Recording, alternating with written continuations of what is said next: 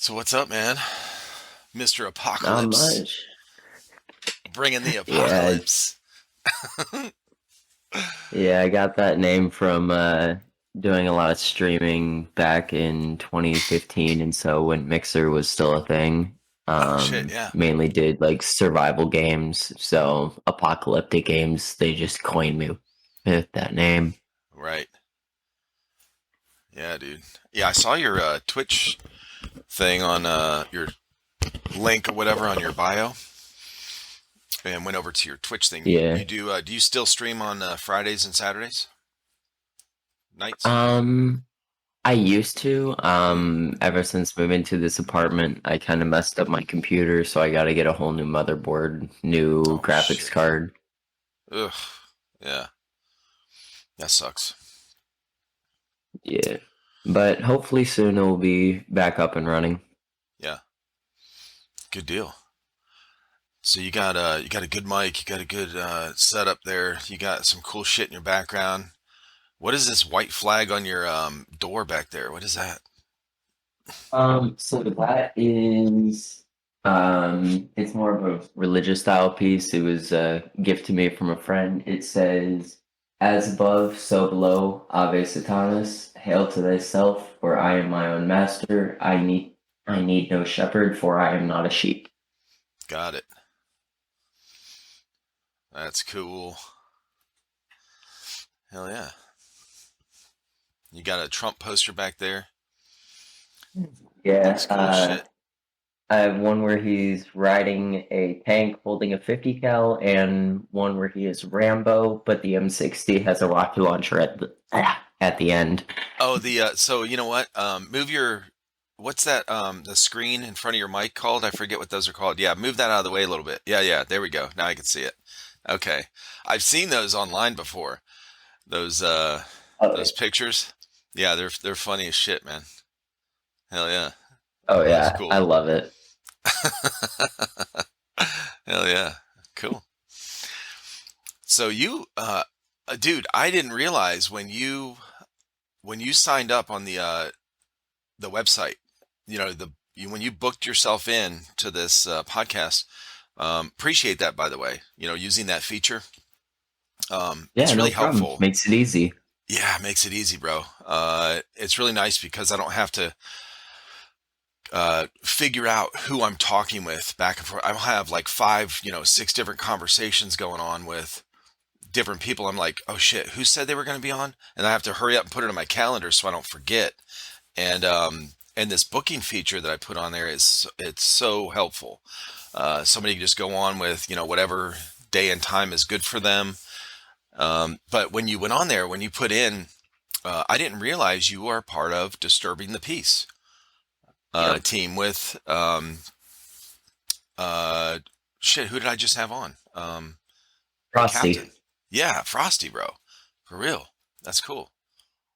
Yeah, he's honestly him and SQB Huddy are the reason that I found out about your podcast. Oh yeah. Oh Huddy. Yep. Fucking Huddy, man. We called you out in the last one. Me and Frosty called him out, bro, because he said I brought him up and he goes, "Yeah, he unfortunately hasn't been to any practices yet." I said, "Oh shit, we're calling you out, bro." Yeah, yeah, he came to one practice, and that's about it. Yeah. Well, I was saying too. I mean, you know, he's young. He doesn't have his own car, obviously, and then a Yeah. 2 hour drive, man. That's such a huge commitment for a dad or you know a parent to take their Oh kid yeah. 2 hours. Like you're not going to drive back home. That's 4 hour drive round trip, and then go back and get them. That's 8 hours of driving that day. Like, so it's Yeah, and it's normally a 4 hour practice, so if right. you were to drop him off and leave, he'd have to turn right back around. Oh my God, yeah. But So Hudson makes a whole day out of it and he plays the whole day. right, yeah, that's good. Hell yeah, man. So how long have you been on that team since it started? So I joined them probably 2 months after they started, right after Speed QB Regionals. I Nice. left my old team, which was SPD, and joined DTP. Okay.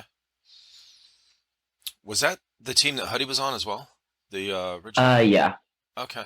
Yeah, Hudson and I were part of the creation of that team, and just some drama happened, caused it Sure. to collapse.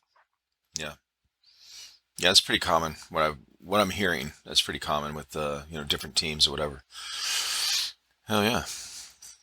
And then you guys got on a good team. I Yeah. like you guys' jerseys look awesome too, man. I just Oh, saw yeah. a recent post, I think, maybe on Frosty's page, where like team pictures, kind of with your jerseys and stuff. Matter of fact, I know who reposted it was Hefe Airsoft, because on the back of the jersey at the bottom is his logo, Hefe Airsoft, because I guess you guys Yeah, one of your sponsors. he's one of our guys, one of our Yeah, sponsors. yeah, that's cool, dude. Now, what do you go over your like your airsoft background? How long have you been playing? How did you start? And that kind of thing. So I actually started with professional paintball. Started Nice. playing CXL in 2014 when I was 14 years old. Me and my friends just started up a team called NoCo, played for a while. Then I switched over to more of the casual to milsim side of airsoft. Um, Met up with the Jackals, and they brought me into falling in love with the sport. Mm. I spent probably $1,500 on my first day playing airsoft because of them. Oh my, But bro, yeah, I bought a HK 417 fully HPA'd with an F2 in it. damn. Those are nice Um, guns, man. Those 416s. A lot of people have those. oh yeah, They're really good. and got into speed back when CIA Tampa opened. Went there and fell in love. Probably spent another 1,500. God damn. Oh, I am an idiot when it comes to spending money. But Aren't we all? Jesus. this is my current build. It started as a G&G ARP9 AEG, Uh-huh. and now it is basically a Lancer TAC 556 with a jack in it. Oh, that's funny.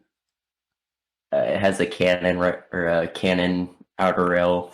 Still have the original ARP9 stock on it. Nice. Speed trigger just to Hell yeah. mess people up. Now, what is that barrel? Or that outer barrel? Or It's rail? What is it? it was given to me by Frosty, and he said it's called a cannon rail. Yeah. It looks cool. Oh, it's nice Yeah. because the tracer just fits right into the tip of it. Oh, that's okay. Yeah, those So I think it was him actually that was showing the one he had, is it the yeah. carbon fiber or carbon one that looks fucking awesome, dude. Oh, it's clean. Yeah. But Hmm. learning rifle that way I can pick up more rifle side of it for NSL and CSL. Okay. But mainly I am a pistol player. Gotcha. So this is a fully built LA Kappa Customs. Originally started as a gold match, been tinkering with it myself. Looks good. It looks good. It matches your team colors too. Oh yeah, that is probably the reason why I'm broke is because I like my stuff matching. Well, don't change teams again with different colors. Don't restart. Oh, oh, I won't. Trust me, I won't. I love DTP way too much, and Frosty's an That's funny. amazing guy. I can't see myself leaving him. Yeah. Yeah, he was really, really cool to talk to. Yep. Hell yeah, man. Now, are you originally from Florida? Yep. I was born and raised in Florida my whole life. Yeah. Never really seen a point of leaving. Yeah, Florida's cool. Great weather. Thinking about moving Ah, down there, man. Be honest. After well, these come on down. these winters out here, they're they're just a little too cold. It's like it's only 3 months. It's only 3 months, but November, well, December really. November's not really that cold here in South Carolina, but December, January, and February. Like last night, I think it got down in maybe the high 20s. It's fucking too Oof. cold, bro. It's too cold. Like I don't know what the Uh, hell's going on. So, yeah. We got a yeah. taste of that when we were up in Indiana for the NSL tournament, and Oh yeah. it was like 18 degrees one day, and that was just too much for me. Fuck that, dude. Hell no. Yeah, Oh, I felt so like a fucking popsicle. I'm sure. Yeah, man, NSL, bro. What a cool tournament, right? Oh, it was definitely a learning experience. All right. I think it was, I mean, There's overall, for the people I've talked with that have gone, and what I've been seeing and stuff, overall, for being their first event here, uh, it went really smoothly, mostly, right? There's a few things that were mostly confusing. Yeah. Sometimes it wasn't the right team on the field or it wasn't a team on the field when they were supposed to. I think a lot of people from here are not used to that kind of a strict timer, right? Like, Oh hey, yeah. you got to know when your team's like keeping up with it all day, all day. Like, who's next? Who's next? Who's next? Yeah. Like And that the timer only time that countdown. they call you out, the Yeah, only time they call you out is when you're on deck. After yeah, that, it's on you to remember your shit. mm-hmm, yeah, yeah. It's such a. And when I was watching it, like the timer gets down to they go like we're ready, let's go. Timers, we're starting the next round or whatever, and swapping teams Yeah. out. And yeah, it was there was a couple times there wasn't even a team on the field. um Yeah. you know That's happened a couple times because they weren't yeah, ready or yeah, something got lost in translation. yeah, they didn't know what the hell. Yeah. Now But so the you next guys, tournament in Tampa will be refined. It'll be better. yeah, well, that's cool that it's going to be right there in your at your home field. Oh yeah, we're CIA. expecting to. Yeah, if we play it, we're expecting to dominate it Yeah, good. because DTP has a message to put out that just because we're new doesn't matter. Yeah. You know who I talked with? The one that came out, the podcast that came out Friday was Anthony is with Obey Airsoft, Oh yeah, and I talked with him, and then like a couple days ago, I talked with Luke, who is or Speedsoft Luke, who's yeah, captain of that Obey Airsoft team, and we were talking a lot about the NSL stuff. Yeah, it's no, cool. yeah, I like talking with these teams that when they talk about these tournaments, they're, the confidence, the level of confidence that each team has. I love to hear it. I love it because like you guys, okay, like we're looking to show everybody what we're made of. Like and that's the thing too. You guys practice regularly, and there's a lot of these teams I've talked with that do that to gear up for these tournaments. I think it's cool. yeah. I mean, you have to go into it with confidence because if you go in thinking that you're going to lose, you're going to lose. Exactly. And Yep. if you don't practice, you're not going to be ready for it. NSL is a whole different beast of a whole different genre. It's Hmm. mainly about stamina and tactics. Right. Yeah, man.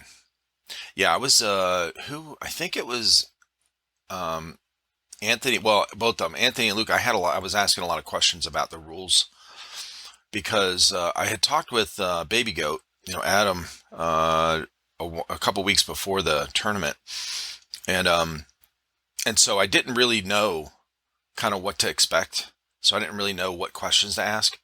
But now that I've seen it and I've seen it played out, then I had some more questions about like how do they measure uh, the like how far down the field you get? Is it this is what I was asking somebody a couple of days ago.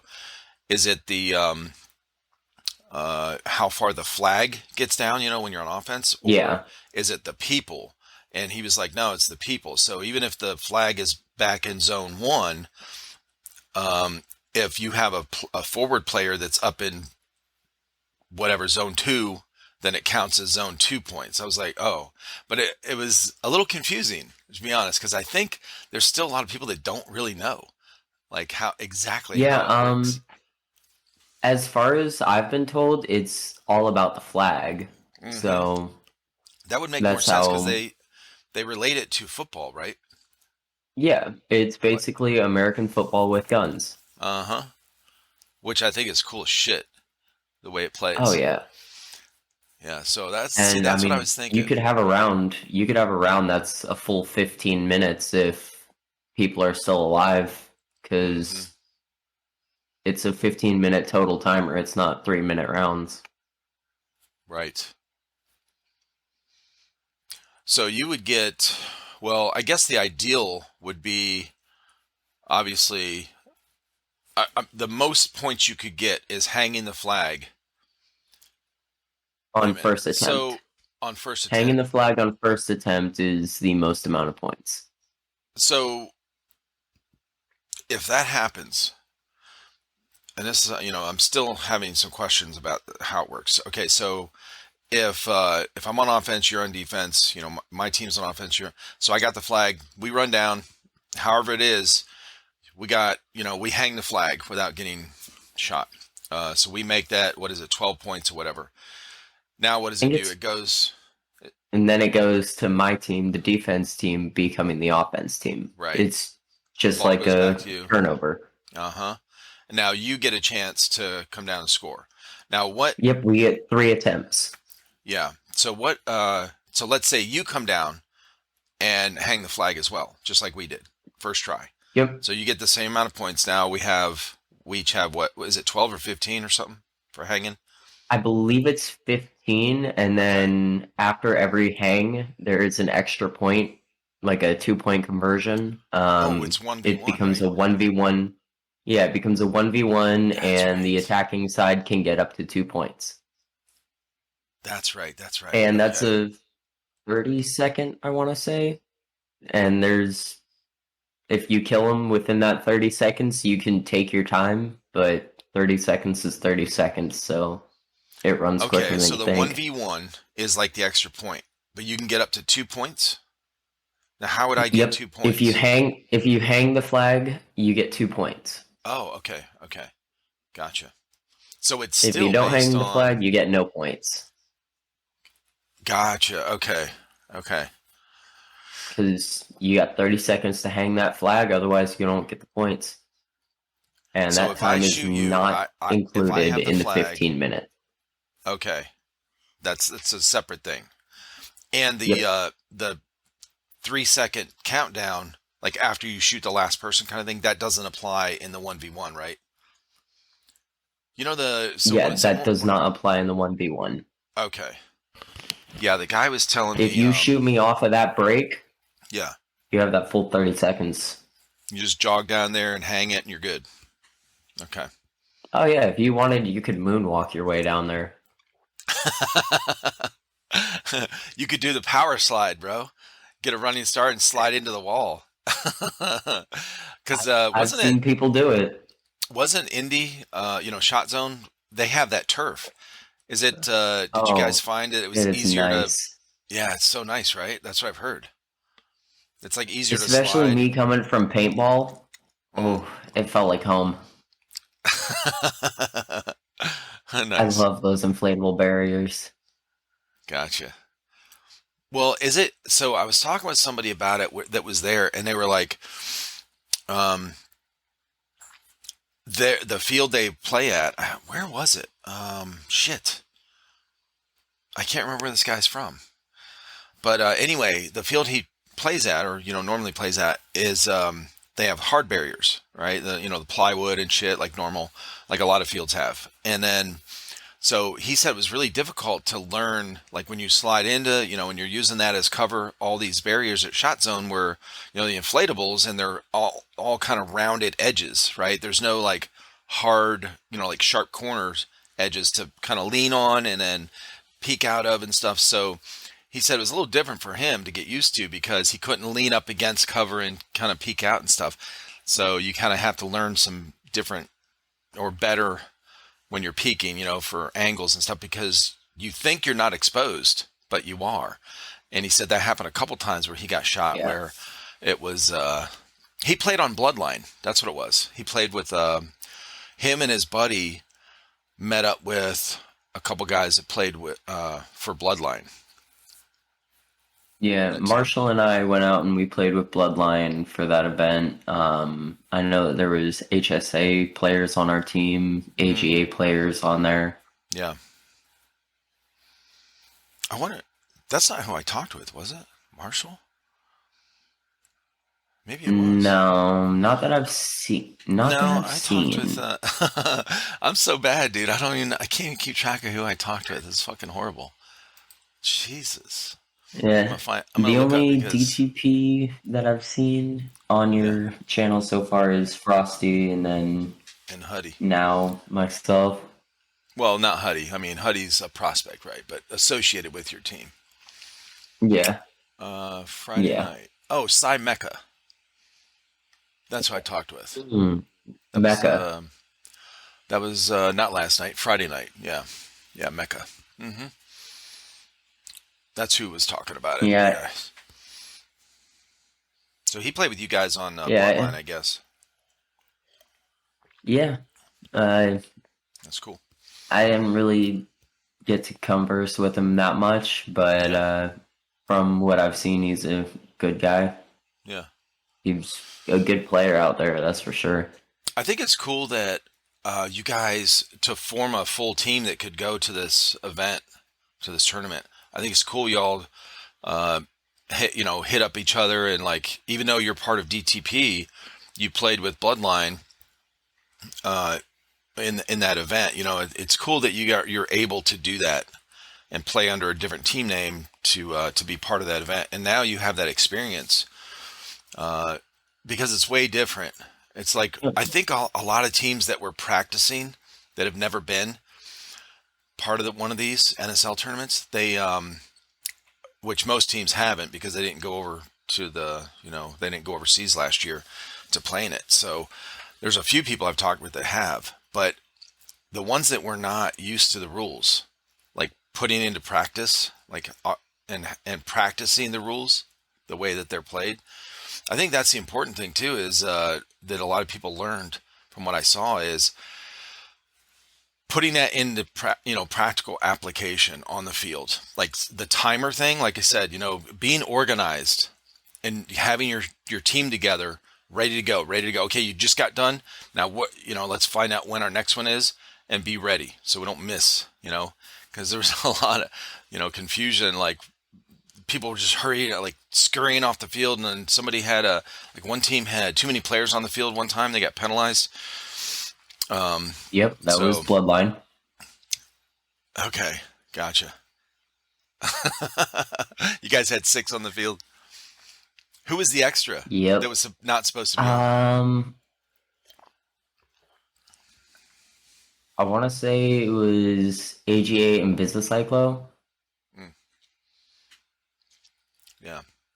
but I mean, everything got messed up in our plans because we had certain rosters and it kind of just got confusing. Okay. Now, did you guys have enough players there for Bloodline to have a full offense and a full defense? Like you had at least 10 people there for your team? Yeah, Okay. I think we had 12 total. Good. Yep. Okay.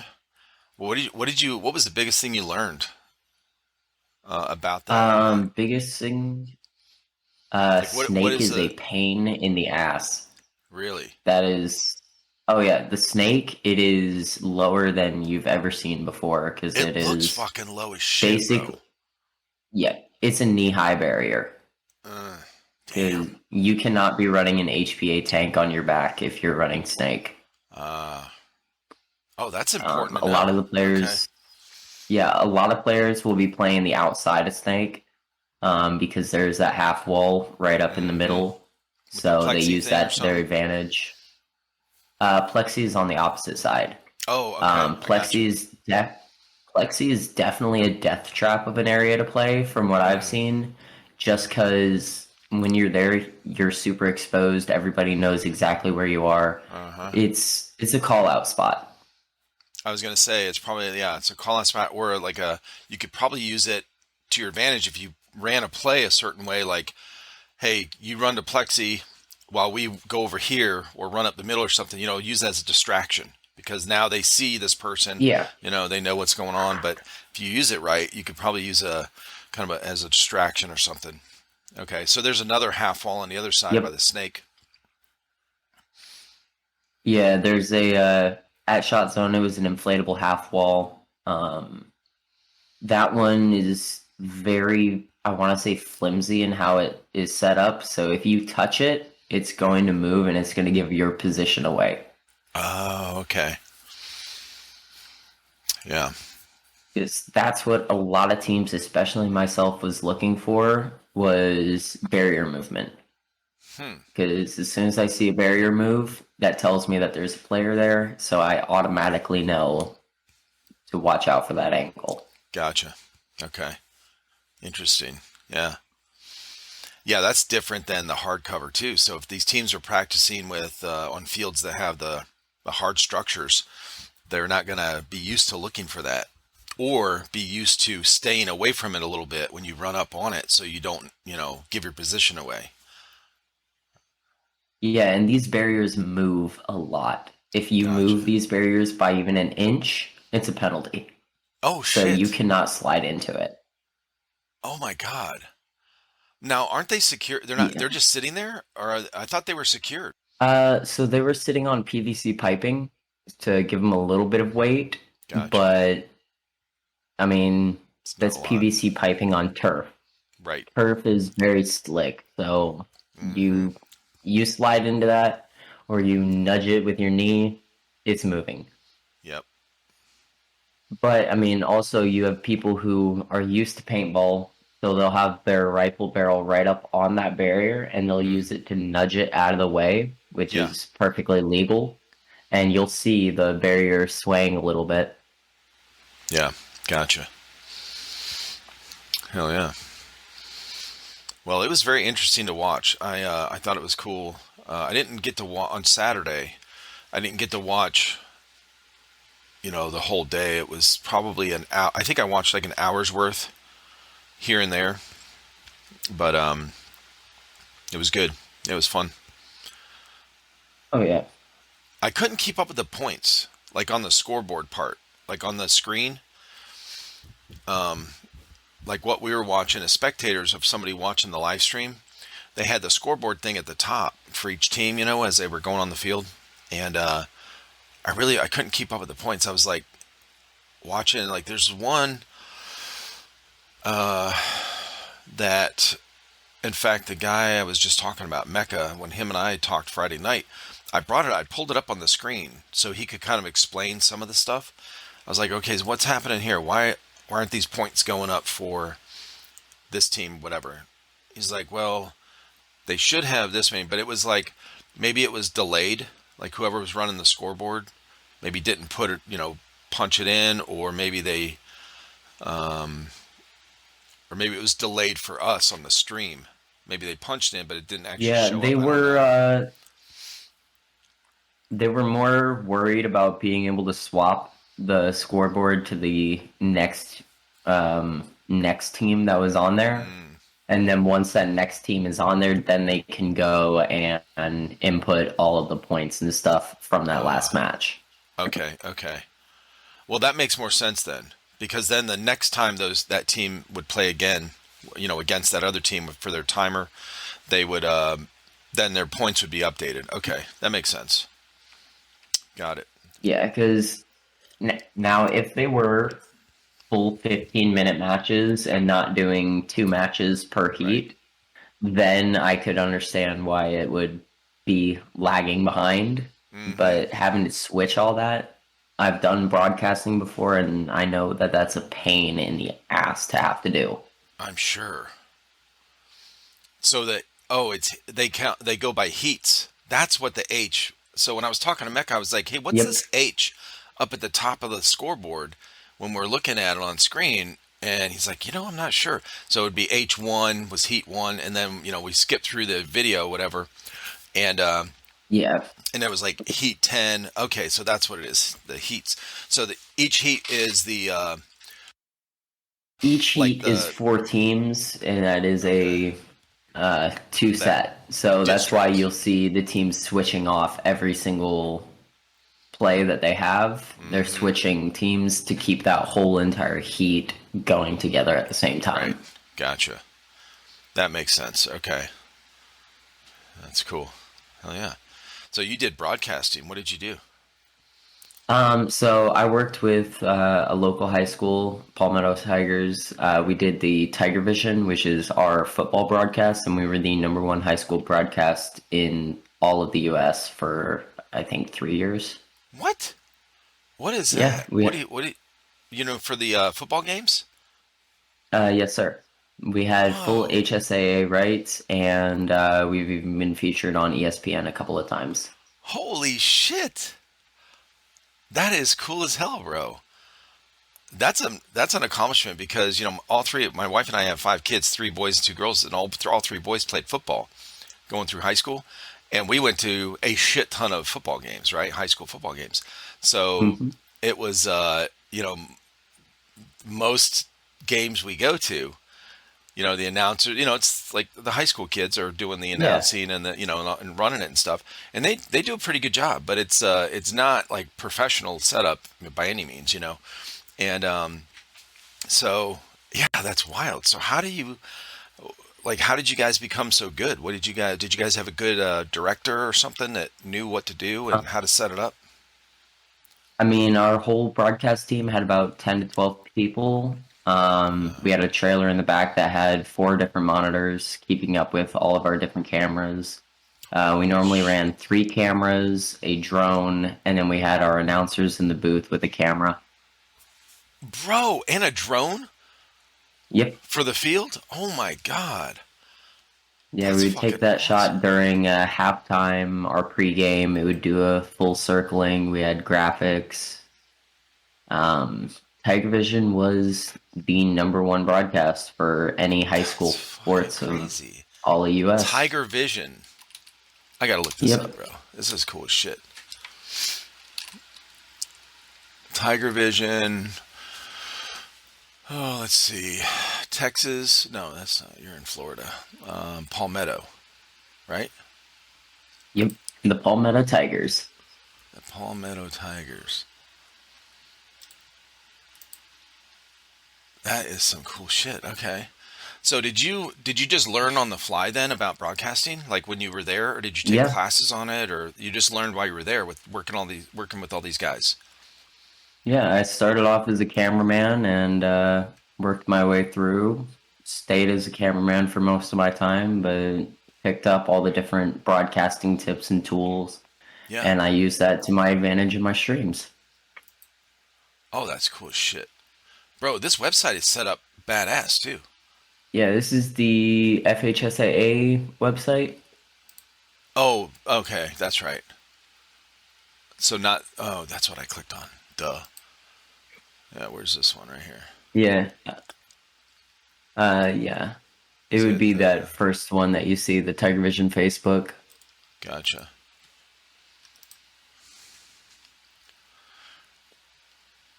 The Eye of Palmetto Athletics. Hell yeah.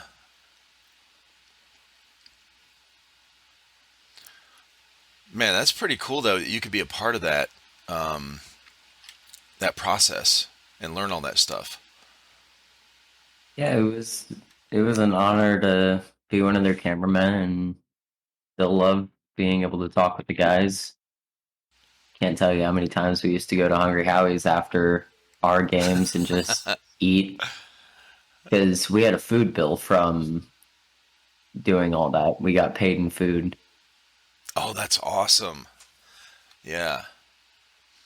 I used to host video game events when I Oh, ran a nice. GameStop, and I would set them up at tournaments like Madden tournaments, like for the Xbox or whatever or PlayStation. I would set up tournaments at a local bar, and Oh like a sports wow. bar that had a bunch of TVs, and we would, and so the deal was what you're talking about. They offered me a food bill, but I'm like, I don't like to eat while I'm out, doing this stuff. I'd rather drink. I was like, can you do a alcohol bill? They're like, technically no, but we'll figure something out. I was like, all right. So I got free drinks all night while I was hosting these events. Oh, Nice. that's cool. So yeah, you go Yeah, to I Hungry think our Howie's, food man. credit, yeah, our Yeah. food credit covered alcohol, Oh shit. but I was 18 at the time, so I couldn't drink, Right. which probably was a smart and safe idea. Right. I mean, I live like 2 miles from it, so worst case scenario, I could have walked home, but You just couldn't drink in public. Okay, that's what it was. oh yeah, That's funny. but there's no need to get drunk, just make an ass of myself. Right. Okay, this is cool, man. So how did it end up you guys were featured on ESPN? Was that just came up because of what you Um, guys were doing, or did somebody reach out? so it came up because we were doing like state championships and stuff like that. So we were recording the state championships. We had to buy the NHSAA rights, Oh, okay. and there was a couple times where we couldn't buy the rights because ESPN had already bought the rights, and Oh, okay. then they messaged us, worked out a deal to see if we could be their cameramen. Mm-hmm. That way, they didn't have to send a whole entire camera crew out there. So it just made it a lot easier for them. We still got to record. We were still able to post it on our stuff. Yeah, that's pretty cool, man. Hell yeah. So when did you when you graduated high school, you probably then you didn't work with them anymore. You just did it while you were in school or something. No, I mainly did it. So I was homeschooled my whole life. So I've never had an affiliation with any high school other Oh than shit. wrestling for Palmetto High. Yeah. The guys who did Tiger Vision and stuff like that, they were friends of my father. So it just kind of linked up to where we heard that they were doing their Tiger Vision. So my dad and I hopped on. Nice. Oh, that's cool as hell, man. Yeah, bro. Uh, that's really rare to be homeschooled. Most people don't do that. And a guy I Yeah. worked with years ago, he was homeschooled his whole life, and he went. His parents didn't own a house. They had an RV, and I remember it came up one time we were working together. He was my neighbor as well. He lived right next door, and we worked in the same place. So it came up one time. He's like, "Yeah, I've been to every state in America," and I was like, "Oh, okay, like you drove through it?" He's like, "No, no, I lived there." I was like, how does somebody live in every state of America? 50 states or whatever. He says, "Yeah, I was homeschooled. My parents didn't have a house. We had an RV." He said, "I grew up in an RV, and we drove to this state. Then we'd stay there for like 2 weeks or a month. Then we'd go to the next one and stay there for a couple months. Go to the next." I was like, "Holy shit, that's wild, bro." It's pretty cool. So, who homeschooled you? Your mom? Yeah, mainly my mom did. We did Florida Virtual, so it was a lot of just me on the computer having to learn stuff. Yeah. My mom, she's a math tutor, and now she works for one of the middle schools in our area as a math teacher. Nice. Okay. Yeah, that's awesome, dude. Do you have any brothers or sisters, or was it I just have you? I have one sister. She went to Rowlett Middle and then went to Palmetto High School. Okay. Let's say, was she? Did your mom homeschool both of you guys at the same time, or? No, she went Okay. to Rowlett the whole time. Yeah. Gotcha. Now, does your sister know that you play airsoft? Yeah, I think everybody in my family knows that I play Airsoft because I spam them on Facebook with updates, photos, and stuff like Oh that. shit! Right. Yeah, keep them knowing, man. Keep them in the know. Let them know Oh what's going yeah. on. That's cool. Hell yeah. Now, has your sister ever tried it or Uh, showed interest in no, it? No. Absolutely not. She's like, hell no. You Uh, go do your thing, bro. yeah, my whole family is like, "Oh, you're a special little one. Go have fun. That's funny. Yeah, go shoot those little plastic guns. It's fine. You know. Oh, go play your little Call of Duty." Now, did you grow up around like real guns and all that? Um, yeah, I did. My uncle is a Marine. He got me addicted to firearm safety as our primary, and then firearm knowledge and learning. After that, I played Call of Duty since I want to say Modern Warfare 2. Yeah, Just nice. grinded the daylights out of that. Oh yeah. Now I play Tarkov, so that's Woo. even more stressful. Bro, the first time I played Tarkov, okay, these guys, my sons were still living at home at the time. So if you know, whenever Tarkov became, it was a couple years ago, I guess, when it first became really big. And I was like, yeah, I'll jump in there with you. You know, let me download this thing and try it out, whatever. So I get in there, and where I spawned, you know, wasn't I didn't spawn on them, so they were already kind of moving somewhere. So I'm sitting here by myself, and I'm like, and it was just getting dusk, and I'm in this area where this part of the map where it was kind of just a little bit uphill. It's a little open, and I'm standing there. It's like a little campground almost. So there's like a fire that a fire pit or little campfire that somebody had. It wasn't on. You know, it wasn't like there was no fire there, but there was a broken down truck sitting here, and I'm looking out at this field, and I see off in the distance these little signs sticking up out of the ground, and Oh, you so were on Woods. yeah, I'm on woods. Okay, so I'm like, oh, maybe that's where I need to go. Okay. So I start creeping out there. I'm like trying to hear, I'm turning my volume up, right? And I'm looking around like I hear something in the distance and I'm like, oh shit.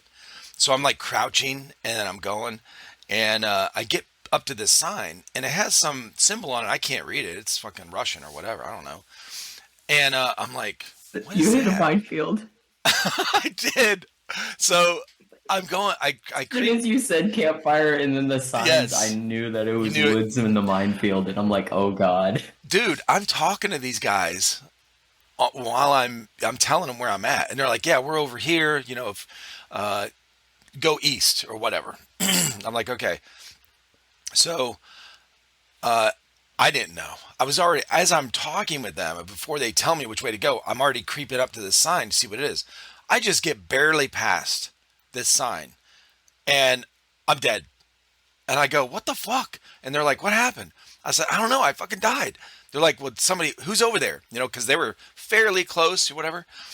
Um, and they're like, oh, it's maybe somebody's coming up behind us, you know? And I'm like, no, I don't think, unless they shot a rocket at me. I don't know. I blew up. They started laughing. They're like, bro, did you see any signs? I said, yeah, I told you I was coming up to the sign. They're like, no, no. Oh my God, you went into the fucking minefield, bro. I said, what is that? He's like, it's like the edge of the map. You can't go outside it. I was like, oh my God. So I guess there's like, there's the sniper one and then there's the minefield. So anyway, that was Yeah, my there's first sniper 10 minutes of the barriers, there's game. minefield barriers. Yeah. So that was my experience. Oh, I mean, I did play with them after it. We had a lot of fun. It was really fun. But I played a oh, handful of it's a times for a fun couple months game. for sure. Yeah, I've Yeah, grinded it that was fun. game for, I want to say, 4 years now, Okay. So you definitely got some and experience on it. it's still torture. Yeah, no It's shit, torture, dude. It is. but That's yeah, it's funny. it's a fun game though. I want them to add I'd love to see them add custom maps because I would start building like the CIA Tampa and a couple of the other airsoft fields, and I would build speed QB matches Oh because I shit. think it would be fun to run around with like an MP7 or whatever and play Yeah, speed QB in Tarkov. that'd be cool as shit. Dude, you can do that on Roblox, okay? The fuck? Yeah, I was a. I've worked with a couple of teams on Roblox to create a couple of games on there. Oh, Worked nice. on the team that made Arsenal. Worked on the team that made Phantom Forces. Oh shit, I played Phantom Forces. Right. Okay. Oh, really? Yeah, dude. We had so we were. This is a couple years ago. We were starting to do like a game night for the people on our Discord. So anyone that's on our Discord, so, we like, hey, what you guys doing? Whatever. Just kind of like, hey, instead of me doing like a live stream or something, we would get on here like, hey, let's play a game. I was like, all right. So they're like, what are we gonna play? I don't know. What's the easy game for a bunch of different people from different, you know, whatever to join? And they're like, probably Roblox. I was like, all right. So we get in Roblox. It was the first time I ever played Roblox, and so we played Phantom Forces and run around, shooting everybody, and it was cool, man. It was fun. Yeah, we had a lot of fun. I think I recorded it and put it on our YouTube channel. We did. So we started. We have Trifecta Airsoft, and then we started Trifecta Airsoft Gaming, which is still up. We just haven't done anything with it for a very long time. And but I think that gameplay for Roblox is on there. We did Minecraft, Roblox. We did. What the fuck is this game called? That's I something Scribble IO. Oh yeah. So we had a few things like that, but that was fun. Old Roblox. Yeah, somebody told me they had I think we might have tried it out, but I can't remember the Airsoft map or version, gameplay stuff, whatever for Roblox that somebody made. Oh yeah. Yeah. There is one game coming out on Steam. It's by Chronex Games. It's called Operation Airsoft. Hmm. It's been in development for a little bit, but I'm excited to see how it goes because he's building a lot of different maps. He's built a couple of the CSL maps on there, Oh and shit. I love playing on that. Sadly, he lost all of his data, so he's having to Oh basically my start from god. scratch. But once he gets all of his stuff back, it's honestly going to be a really great game. Okay. Yeah, that'd And be I know a cool as lot shit. of DTPs practicing on Snapshot because Snapshot has so many variants and so many maps. It's insane. Now, what is Snapshot? Snapshot is a virtual reality game and it is a paintball game. Oh, But a lot of airsofters that I know have taken up playing it because you're still learning the peaks, learning angles. Um, Before they switched to CSL layout CSL layout for the upcoming tournaments, a lot of people were playing on the CSL map. Yeah, Shot Zone Indy, their map that was before they switched to NSL layout, it was up on Shot Zone or it was up on Snapshot within 48 hours. So I know a couple of my guys like damn. Frosty, Murder Hornet, they were all on Snapshot playing it. Oh, that's cool. Okay. Now, when you say you worked with some teams to build some of that Roblox stuff or whatever, do you build maps? Like, do you code or what kind of stuff do you do with that? So I was a tester. I was mainly just testing, going in, trying to find bugs, specifically finding ways to break the game. Right. That way, when you had some malicious kid who got pissed off in a match, so he wants to break the game server or whatever, Uh he huh. can't. Yeah. Now, how do you go about doing that? What do you do? Like, run to the edges of the map? Like, what's the best way to just run around and play, or go to certain areas and try to find like glitches and stuff? Um, when we were building new areas in the map, I would specifically go to that area and find if there was a texture that didn't have collision, find ways that I could shoot through the walls, do stuff like that. There was one time I was testing it out in a public match because I forgot I was in a public match. And I ran to one of the areas in the desert map with a long barrel shotgun, and I just stuck my barrel through the wall and was shooting people off a spawn. Oh shit. Okay. Yet I almost got banned for that one from a game that I was working on. That's funny. Oh yeah. Yeah, that's wild. Okay. How did you become a tester? Like you just met up with some guys that were like you played with them and then became friends and then they're like, "Hey, we're building this thing." And then like how did that come about? I just grinded the game. So I would just been grinding the game back when I had a shitty old laptop instead of an actual gaming PC. I would just play the game all the time, especially during school hours. Being homeschooled meant I had a lot of leniency. Right. So anytime my mom wasn't looking, I'd have Roblox up on the other screen and I'd be playing Roblox. I hear her coming, I switch back to school. Sorry, mom, because I know if you hear this, you'd never knew this. I was gonna say you just called yourself out, bro. Hell yeah, Mom. He's sorry. It's okay. You know, he's still learn. He's still a bright kid. He learned Hey, all your stuff. You know, I passed high school. That's what matters. exactly. Oh yeah. The so back to the NSL stuff. So with you guys on DTP, now you guys are prepping for the end of this month, right? For Yep. for the next one, that's going to be, and then your whole team's going to be there, right? Like DDP is going to be represented at that as a team at that event. If we get a slot, yeah. Oh, okay.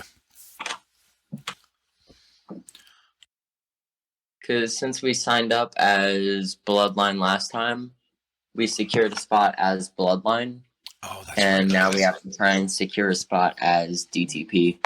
Right. Okay. So maybe you'll just keep running as Bloodline if there's no open spots. Um, from what my captain said, no way, No way. no. Okay. So you want to, it's either you guys get in a slot as DTP or not at all. Yep. Gotcha. I mean, that makes sense.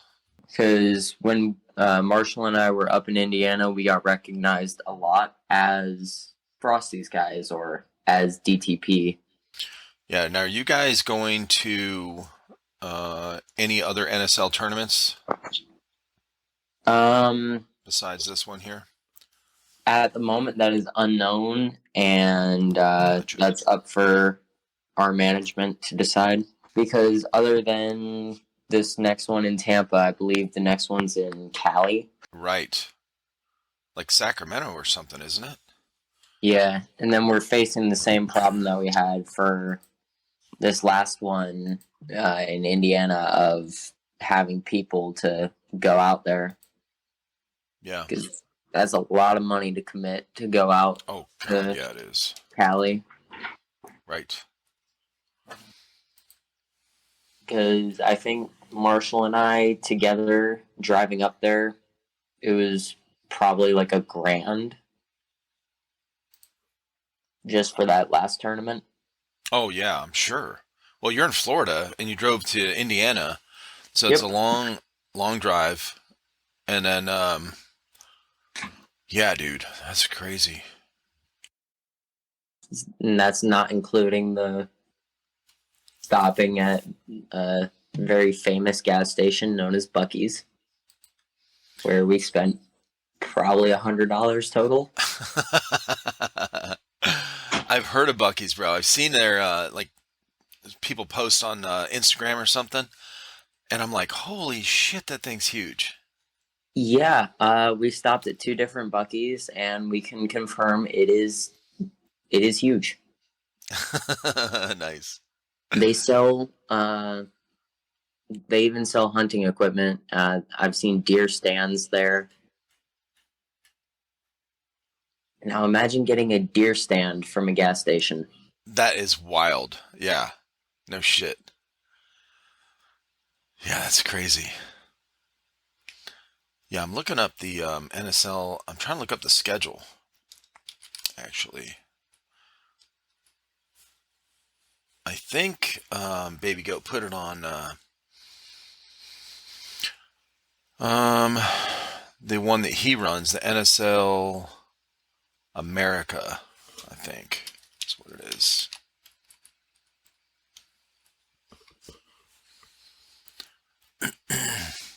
Yeah, let's see if that's it.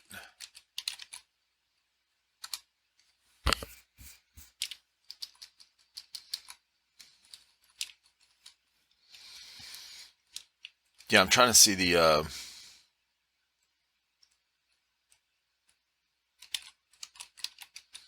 schedule for the rest of the year.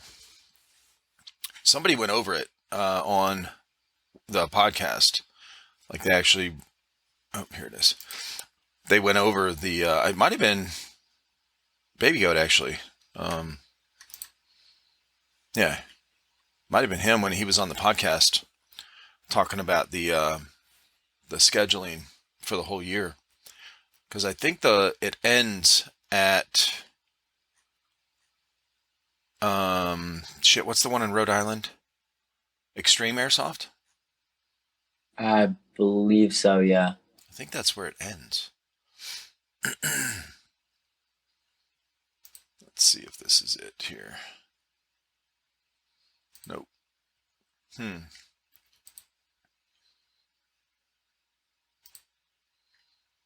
Sign up. Okay. Let's follow the results. What was cool too is during the tournament last weekend, it was he was posting, or somebody was posting on the NSL America, posting the a screenshot of each team's results or each game results. Yeah. Which I thought was cool. Yeah. They kept it, kept up with it. It's awesome. Yeah, NSL was very good about posting. I'll say that they were on top of it. Yeah. Hell yeah, dude. So what do you got? What do you got going on this year with what are your goals besides the NSL? Obviously, you're going to be working towards prepping for that at the end of this month, and so you guys are practicing, right? And then yeah. And then what do you got? Do you have any new guns or gear that you're working on getting and training with or getting better at with? I'm thinking of switching to a Euro style build. So hopefully that can come to fruition this year. Now explain that. The Euro builds are the ones that look like bastardized paintball markers. Sorry to anybody who owns a Euro that I call them a bastardized paintball marker, but that's what they look like. Oh yeah. Yeah, I've heard people say that too. Like that they look like a paintball marker. So it has the tank on the back, just like built onto the stock, basically, right? Yeah, it's on the bottom of the foregrip, or on the middle of the grip. Yeah. And hopefully I can switch off that. Yeah, hopefully I can switch to that because my back is killing me having to run a full-size tank. Because I run a chest rig. I don't have the money to do a belt rig. Right. So hopefully I'll be able to switch to that. I know that we're training for Speed QB as well. I know Obey Airsoft took the belt last season, but this season we're hoping to take that belt. Oh shit. Look out, Obey. Got some competition going on over here. Oh yeah. If Luke or Anthony or any of the Obey guys are hearing this, I love you, but I'm putting a target on your head. That's awesome. Hey, Sparky shot me in the forehead last season, and I had him sign it. There's I don't know if I What? posted a photo or not, but yeah, he one balled me to the forehead, and I brought him a marker. I'm like, all right, you son of a bitch, you gotta sign this now. He signed your. He signed my forehead right where he shot me. No way. Yeah. I'm looking on your Instagram right now. I want to see if it's Um, on there. I forgot if I think I might have posted it as a story. Oh, so it went away. Yeah. But I'll definitely be posting that photo after this. That's funny, dude. But yeah, I'm gonna be coming to One Ball Sparky, that's for sure. I got a vendetta out for him. Oh shit, that's awesome. Okay. But Yeah. I know Luke and Ant, they're excited for NSL, and they've been training a lot. We've had a scrim against them, and we're hoping to get some more scrims against them. But this is a new year. It's going to be a new beast, Right. and DTB is going to be on the rise for sure. Yeah, that's good, man. You said earlier you were saying you did wrestling for the Yeah. high school. Okay. Is that something you always wanted to try out? It was When you more were. or less my dad kind of talked me into it. Yeah. Because him and I would always wrestle in the living room just for fun. Right. And me being a twig of a person, I'm still 120 pounds. Yeah. Me being at that weight class just always put me in an advantage because at counties I went 5-0 undefeated. Made it to Damn. states. Yeah. Wrestling is that it's one of the tougher sports physically. It is as TP and Esco always said, it is the realest sport because you don't have a teammate to back you up. That's right. Yep. That's one of the things that I liked about it compared to, I played baseball, played football, and I wrestled. And wrestling was such a different thing because of that. You didn't, whether you won or lost was on you. 100% on you, Yeah, in which I really football, if liked. I fuck up and I don't get the guy, somebody else might. Right. In Exactly. wrestling, if I fuck up, I'm fucked. Exactly. So did you have any other hobbies before you started Airsoft? Just paintball, chess. Love chess. I Really? had the ability to play against the national grandmaster or the grandmaster of Florida, Jim Skeels. Holy Safe to say, I got kicked out of the library a couple of times for beating him while he was teaching a class. What? Yeah. There was one time he was teaching a class, showing a couple of different moves, and he said that this was the quickest way of getting a check in this position. And I called him out, and I'm like, "No, if you did an en passant into a castle and queen trade, you'd have it in 3 instead of 5." He called me out for being a hot shot, so we set up a game right there and checkmated him in 7. Holy shit. That's crazy, dude. I got kicked out of library for 2 months. For being too good. That's horrible. Yeah, let's just say grandmasters are very sensitive when it comes Egotistical. to getting shown up by a kid. Yeah, bro. Their fucking ego's in the way, okay? Jesus. That's Um, why he got beat because he can't, thinks he knows everything. yeah, I play a very unconventional style. I normally start with an Italian opening and finish into a Queen's Gambit, but that's definitely more one of the modernized formats of chess to run an Italian Gambit. Um, Italian Gambit started in 2016 is really when it became popular into fruition, Yeah. and he's still playing his same format that he would always do, going for a castle queenside, and he's just stuck in the 90s. I hate to say it, but New age will normally come to persevere. Right. Damn, that's crazy. Okay. Well, it's so weird that for somebody like me that doesn't know a whole lot about the actual game, like strategies and stuff, I'm thinking, okay, well, how many more strategies can there be? Because the game's been out forever. It hasn't changed, right? Like there's no new variables on the chessboard. There's There's currently still this. 180 different openings, Holy shit. and Okay. that's just the public openings. People are coming up with their own opening 5 moves that are taking out grandmasters all the time. That's craziness. Okay.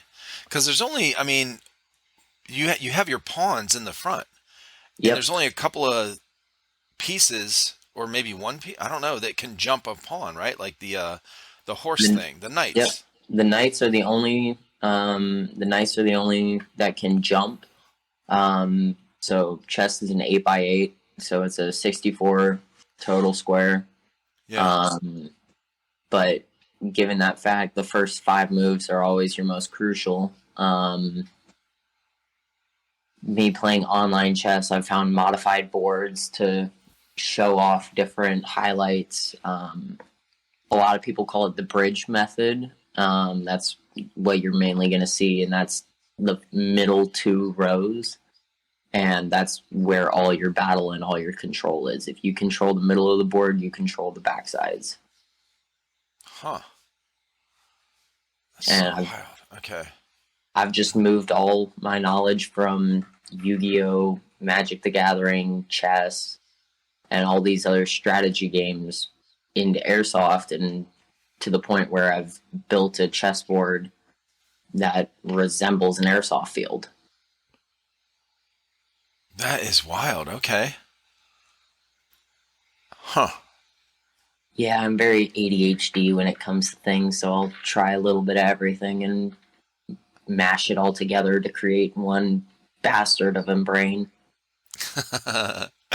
So is chess? Maybe this is a dumb question, okay, but I don't care if I look dumb. The or sound dumb, I guess. Is chess when somebody like yourself is playing that? Is it a lot of numbers? Like it's do you play by the Um, numbers kind of thing? Like you like you said, it's 8x8, 64, and then each piece can move. Like there's certain pieces that can move a set amount of squares. Does that come into play? Like if you're good at math or good at thinking of in terms of numbers, does that help? I wonder. so I'm terrible at math, but I Okay, created a lot of people go off of a point system for gotcha. chess. Each piece has its own point value, so it does become a huge numbers game. Mm, I treat it like a psychology game though, because the max amount of games that I've been able to play and successfully win is 10 at one time. what what now? You can play I've you. I played 10 games of chess in person at one time. Holy fuck. It's a Okay. psychology game. If you can get into your opponent's head Yeah. and you know what kind of moveset that they're used to, you can play it that way. Or a lot of people, if they're playing multiple games, they'll have one game is white, one game is black, and they will mirror the moves. And if you mirror the moves, you're guaranteed to win at least one. Holy shit. Okay.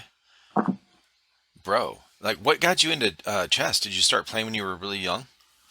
Um, Again, my uncle, I blame him for a lot of my decisions in life. Yeah. But he got me into chess. He started kicking my ass at the age of 6, and just fell in love with the game because it's a game where if you get in your opponent's head, you win. Oh, that's wild. Yeah, psyops, buddy. Psyops. Okay. Interesting. I always feel like the people that were really good at chess seem like they're really good at figuring shit out. Um, that problem solving skills or whatever. Yeah, I'd say that it does have a lot to do with that. Mm-hmm. Because 1 minute you can be near complete defeat, and then just 3 moves later, you're winning the game. Right. Yeah, that's funny. Okay. So when you, how did you get involved with the, like, where did you find to play some of these tournaments, like chess tournaments or whatever? Mainly I was on chesskid.com as a kid. I would learn off of that. And then I heard about chess.com, where a lot of grandmasters and national masters play daily. Mm. And so I just started playing, ranking myself up, started to play against them. I think my highest ranking ever was like I want to say 2250. And for chess, the higher the number, the better. Okay. Like what, is that like a rank you said? Yeah, there's rankings, skill ranks. Your average player is going to be like a 1600.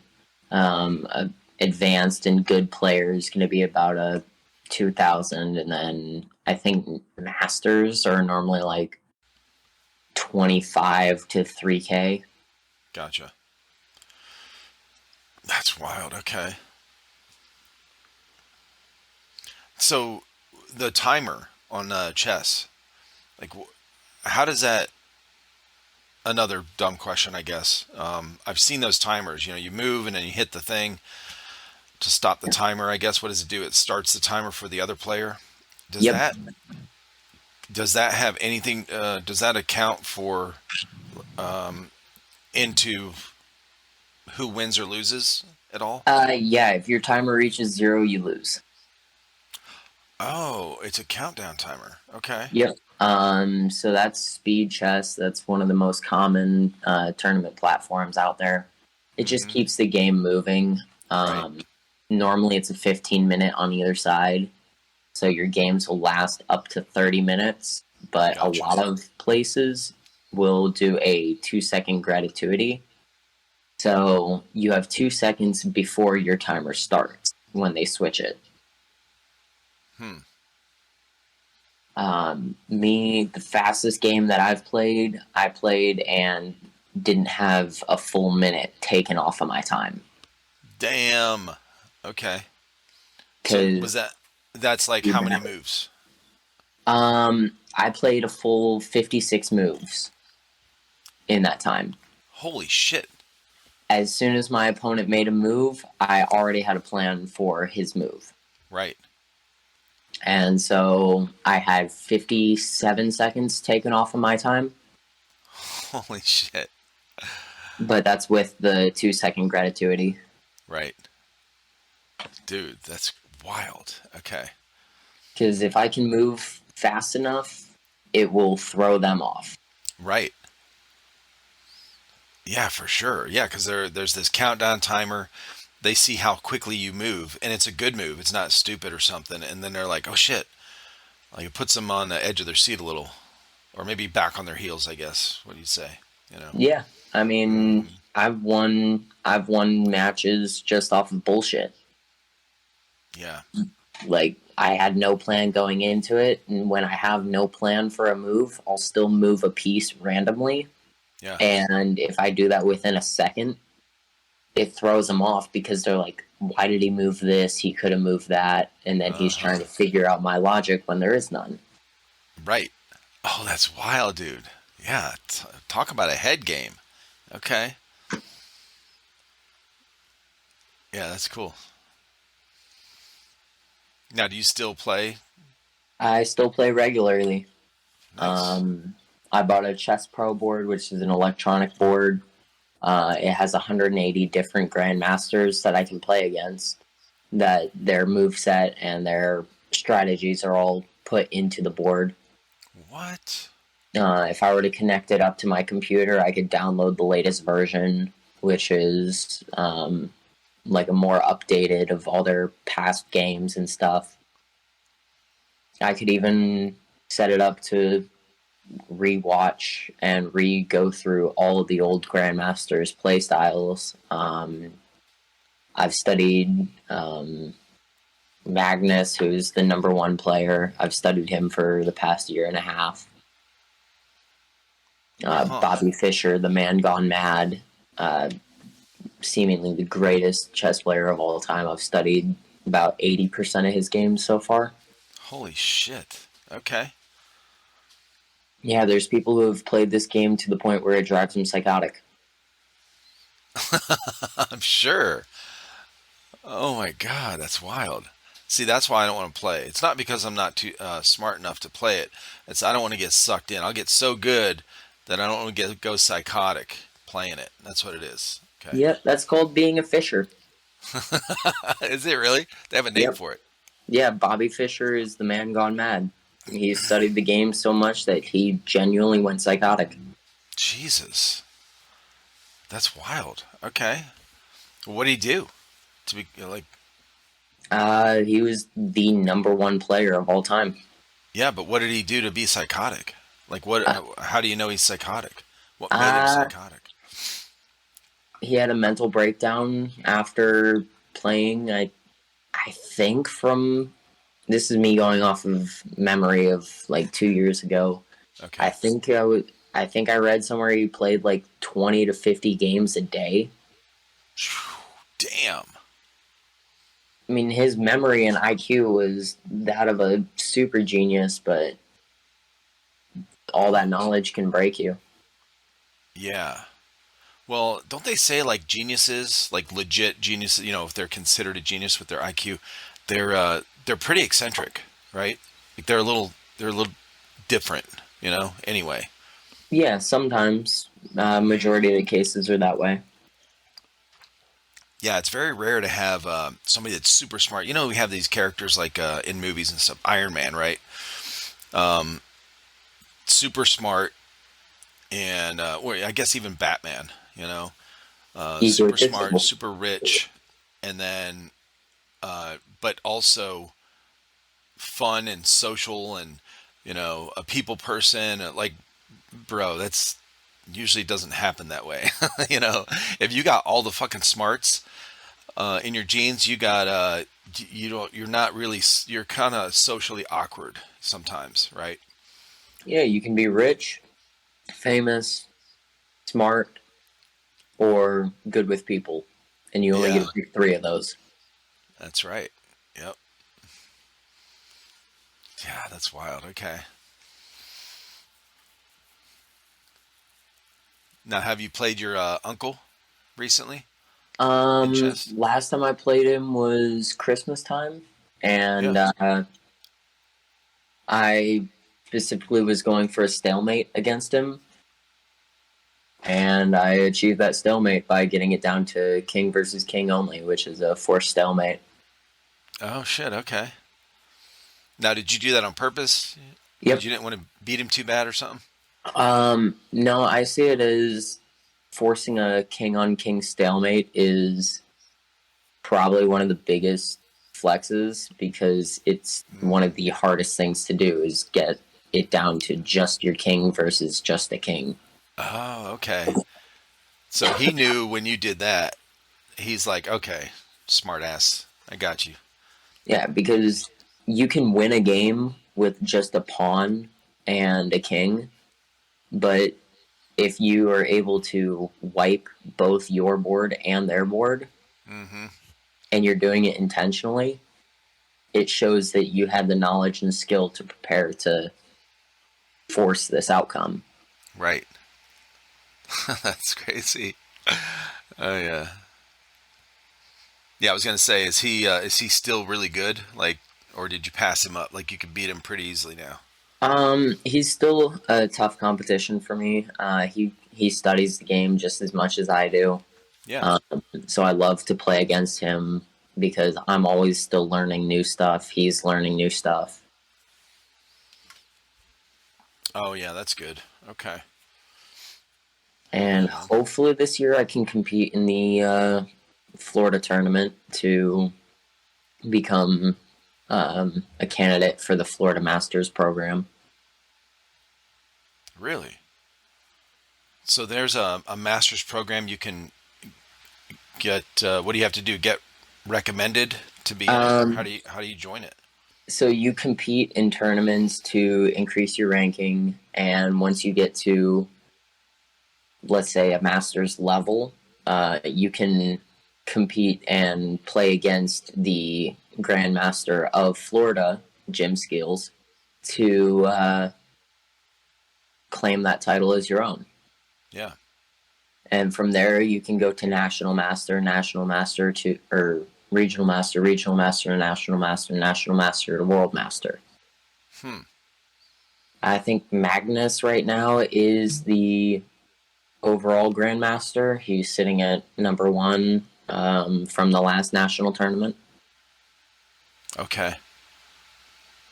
Huh. Man, what a wild world to be a part of. You know, these chess, because I've only seen it in shows and movies. I don't think I've ever seen a chess match like in person, like one of those official chess matches, you know, like that. I don't think I've ever seen one in person. It's just been in movies or shows. Yeah, it's definitely a uncirculated community. That's for sure. Uh-huh. Yeah, it's kind of like Airsoft, to be honest, because Airsoft is like nobody's heard of it. Like the general public has not heard of Airsoft, and then you hear of it, and then you get involved in it, and you go, "Holy shit, this is giant! Like it's huge! Yeah. Like everyone's in Airsoft, but nobody knows about it." This one guy said we were talking about the same thing, and this guy said, "Yeah, it's the biggest hobby that you've never heard of." It's like, holy shit, it really is. That's actually a really good quote. Yeah, no shit, right? Yeah. Most people I know of have only heard of Airsoft through their friends or through that one South Park episode. South Park, that episode probably helped a lot of people kind of get a little familiar with at least the funny parts of Airsoft, right? Oh, yeah. Everyone's sitting around, like the best part, I think, is they're reading the safety rules and shit and the safety brief, and they're like, bruh. Dude, that is so accurate, though. It's so funny, dude. Oh my god. Yes. Like, because I love CIA Tampa. I used to go play every Saturday, making YouTube videos and stuff like that. And we got to the point where I memorized their safety rules. So when Luke would come out to read the safety rules, I'd just be sitting in the back talking with my friends, and I'd just be mirroring exactly what he's saying. Oh, that's funny. Hell yeah. Well, listen, brother, it's been a really interesting conversation. I love learning this new stuff about people and kind of what they're interested in, what they've been involved in, you know, as they're throughout their life. And it's been fun talking with you, man. It's been a pleasure talking with you. Absolutely, dude. So tell everybody where they can find you and your team and all that good stuff online. And even if they want to, do you post anything for chess at all? I haven't posted anything, and there's not really a huge outlet for that. Okay. Gotcha. Like if we wanted to see your progress this year for what you're playing in, you know, there's nowhere really we could look to see if you're on a leaderboard somewhere for chess. Not that I've seen, because I haven't competed in the past year and a half, so there's no leaderboard out there for me, but I would be posting on Instagram if I do get into tournaments. Okay. Oh, that'd be cool. Good. Yeah, what's your Insta? So my Instagram is DTP_VooDoo. That is my call sign. Or if you go on to DTP Airsoft on our Instagram, you'll be able to find posts that link me in it. Right. Now, how did you get VooDoo? So I actually got the name VooDoo because I work with a company called Raise Energy, who is one of our sponsors, and I would not shut up about a flavor that I had worked with, and the flavor name is VooDoo. It is a Gotcha. orange and vanilla dreamsicle, and I would not shut up about it. And I Oh, that spilt sounds it amazing. all over. I spilt it all over me one time, and so it just kind of got the name coined to me. Right. Okay. Oh, that's perfect though. I like it. All right, man. I appreciate you. You have a good rest of your Sunday. Yeah, you too, boss. All right, man. We'll talk to you soon. All right, talk to you soon.